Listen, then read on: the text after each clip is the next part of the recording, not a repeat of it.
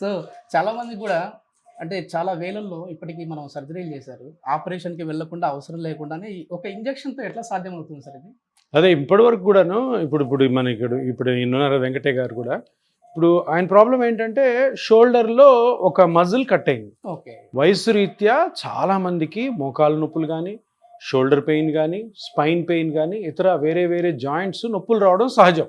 45 ఏళ్ళు దాటిన తర్వాత అందరికి వస్తుంటాయి. ఇప్పుడు కొత్తగా వచ్చిన ట్రీట్మెంట్ ఏంటంటే, మీరు ఏ జాయింట్ అయితే దెబ్బతినిందో ఆ జాయింట్ మీరు పరీక్ష చేసి స్కానింగ్ చేసుకొని ఇక్కడున్న మిషన్, ఈ మిషన్లో చూసి ఎక్కడైతే ఇంజురీ అయింది, ఎక్కడైతే కట్ అయింది, ఎక్కడైతే డ్యామేజ్ అయింది కనుక్కొని అక్కడ మన బ్లడ్లోని ఓన్ ప్లేట్లెట్స్ ఉంటాయి. ఆ ప్లేట్లెట్స్ మీద గ్రోత్ ఫ్యాక్టర్స్ ఉంటాయి.